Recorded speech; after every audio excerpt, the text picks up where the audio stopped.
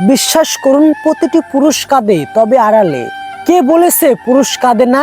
পুরুষেরও একটা ভালো লাগা আছে, একটা খারাপ লাগা আছে, একটা মন আছে।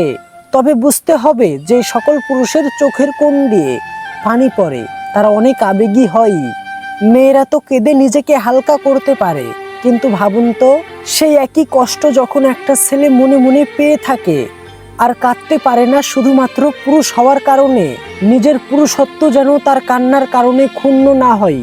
সেই কারণে যেন কেউ তাকে কষ্ট পেয়ে কাঁদতে দেখলে অনেক লজ্জার কারণ হয়ে দাঁড়াবে। কত লুকিয়ে রাখে নিজেকে পুরুষেরা, তাই না?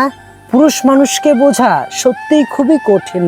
কখনো দেখবেন এই পুরুষদেরকে মাথা গুটিয়ে বাচ্চাদের মতো মায়ের কোলে শুয়ে থাকতে, হয়তো কোনো এক না বলা কঠিন কষ্টকে ভুলতে, যা কাউকে বলা যাবে না। আমার বাবাকে দেখেছি সকাল থেকে সন্ধ্যা অবধি হাড় ভাঙা খাটনি করে মাঠে ফসল ফলাতে, আমাদের প্রয়োজন মিটাতে, নিজের প্রয়োজনের জিনিসটা না কিনে বছরের পরে বছর একটাই তুলে রাখা জুতো আর শীতের পোশাক পরতে, যতক্ষণ না পর্যন্ত সেই পোশাকটা বা জুতোটা ছিঁড়ে যায়।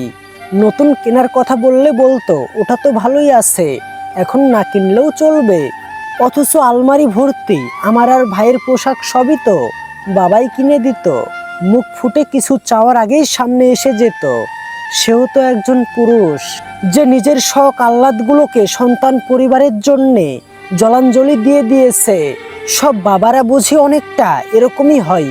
অনেক পুরুষ মানুষ আছে যারা তাদের বোন কিংবা দিদিকে স্কুল থেকে ফিরতে দেরি হলে আবার চিন্তিত হয়ে বারবার ফোন করে, এগিয়ে আনতে যাই যাতে যেন কোনো দুষ্টু মানুষের খপ্পরে না পড়ে। বোনের প্রতি চিন্তিত ভাই কিংবা বাবা একজন পুরুষ। আবার অনেক প্রেমিক পুরুষ আছে যারা তাদের স্ত্রী কিংবা প্রেমিকার অন্তর্বাস দেখা গেলে তা সযত্নে ঠিক করে দেয়, তার প্রেমিকাকে যত্ন সহকারে তার গন্তব্যে পৌঁছে দেয়। আবার কিছু পুরুষ থাকে যারা তার প্রেমিকা কিংবা স্ত্রীর ঋতুচাপের কষ্টটা কিছুটা অনুধাবন করতে পেরে বলে, আজকে তুমি একটু রেস্ট নাও, তোমার শরীর তো ভালো নেই। যদিও এ ধরনের পুরুষের সংখ্যা কিন্তু কম, তবু অনেক আছে নিজের সর্বোচ্চ দিয়ে ভালোবেসে আগলে রাখার পরেও প্রেমিকার ছেড়ে চলে যাওয়া ছেলেটি কিন্তু একজন পুরুষ। সযত্নে কষ্টটাকে বুকের মধ্যে চেপে রেখে অবিরাম সমস্ত দায়িত্ব কর্তব্য পালন করে চলেছে হাসি মুখে। বিচ্ছেদের জ্বালায় জর্জরিত ছেলেটি কিন্তু আড়ালে কাঁদে, কেউ বুঝে না তার কষ্টটা। তাই বুঝতে শিখুন, পুরুষরাও কান্না করে, কিন্তু বেশিরভাগ ক্ষেত্রেই পুরুষদেরকে কিন্তু চরিত্রহীনের তকমা পেতে হয়। বিচ্ছেদের কারণ হিসেবে সেই পুরুষটাকেই দায়ী করা হয়। হাতের 5টি আঙুল যেমন সমান হয় না, তেমন সব পুরুষরাই কিন্তু সমান হয় না। পুরুষদেরও রাগ হয়, অভিমান হয়।